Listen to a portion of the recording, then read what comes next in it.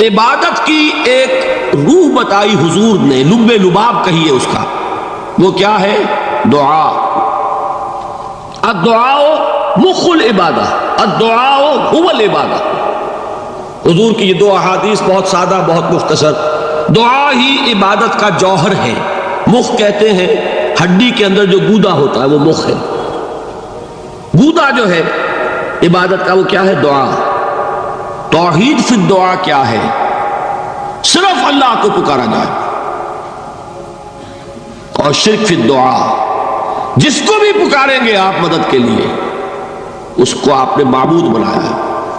کیسے باشا؟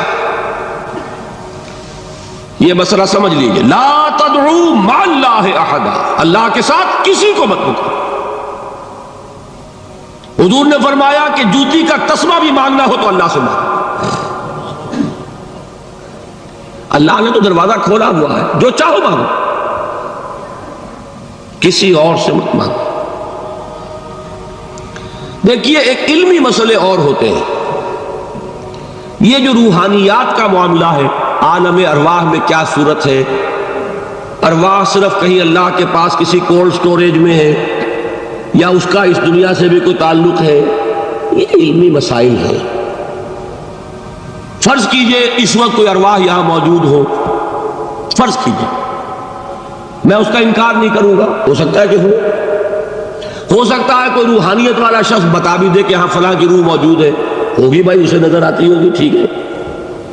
یہ بھی ہو سکتا ہے کہ کوئی شیطان جن ہو اور وہ دھوکہ دے رہا ہو کہ میں فلاں کی روح ہوں، ہو سکتا ہے کہ نہیں؟ لیکن یہ بھی ہو سکتا ہے، وہ بھی ہو سکتا ہے، مجھے اس سے بحث نہیں۔ مجھے جس سے بحث ہے وہ یہ ہے کہ مجھے پکارنے کی اجازت نہیں ہے۔ ہوا کرے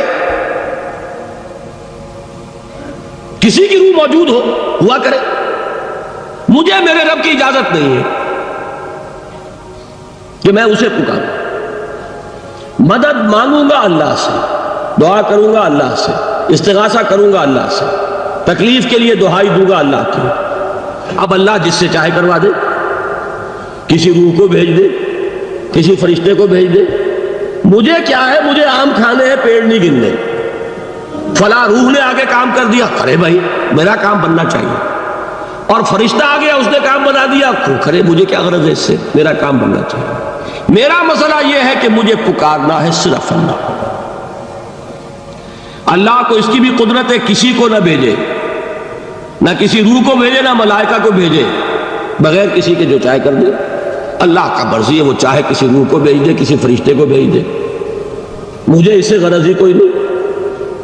مجھے تو اپنی تکلیف کا دور ہونا مطلوب ہے، اس کے لیے میں پکاروں گا۔ سمجھ رہے؟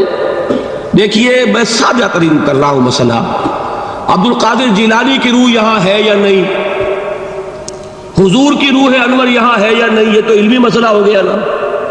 یہ فرشتے یہاں ہیں کہ نہیں، کوئی اختلاف ہے؟ میں پکار سکتا ہوں اسے کہ بھائی ذرا میرا کام کرتے نا۔ یہ کروں گا تو شرک۔ موجود ہے کرامن کاتبین ہے کہ نہیں؟ موجود ہونا نہ ہونا یہ مسئلہ علمی۔ جو اصل میں شرک سے متعلق مسئلہ ہے وہ یہ ہے کہ پکارنے کی اجازت نہیں۔ دیکھیے حضور کی ایک حدیث ہے، اور یہ ایک ہمارے لیے خوشخبری ہے۔ آج 8واں دن ہے، آپ اپنی نیند کی قربانی دے رہے ہیں، آ رہے ہیں، سن رہے ہیں۔ یہ حدیث بھی سن لیجئے، بشارت والی حدیث ہے۔ مجتمع قوم فی بیت من بیوت اللہ، نہیں جمع ہوتے کچھ لوگ اللہ کے گھروں میں سے کسی گھر میں۔ اس کا مصداق اول تو مسجد ہوگی، لیکن تقریباً تمام محدثین نے مانا ہے کہ صرف مسجد تک محدود نہیں ہے، سب گھر اللہ کے ہیں۔ یہ جگہ کس کی ہے؟ تو اہم ہے یہ چیز، لیکن مسجد کا ہوگا تو وہ مصداق اول ہو جائے گا۔ مجتمع قوم فی بیت من بیوت اللہ یتلون کتاب اللہ ویتدارسونہ بینہم، کام کیا کر رہے ہوں کہ اللہ کی کتاب پڑھ رہے ہوں، وہ سمجھ رہے ہوں، سمجھا رہے ہوں، تو کیا ہوتا ہے؟ الا نزلت علیہم السکینہ، ان پر اللہ کی طرف سے سکینت کا نزول ہوتا ہے۔ وغشیتہم الرحمہ، رحمت خداوندی انہیں ڈھانپ لیتی ہے۔ وحفتہم الملائکہ، فرشتے ان کے گرد گھیرا ڈال لیتے۔ وذکرہم اللہ فی من عندہ، اور اللہ ذکر کرتا ہے ان کا ملائکہ مقربین کی محفل میں۔ دیکھو تم کہتے تھے یہ انسان بڑا گھٹیا ہے، میرے وہ بندے اس وقت میرے گھر میں جمع ہے صرف میرے کلام کو سمجھنے کے لیے۔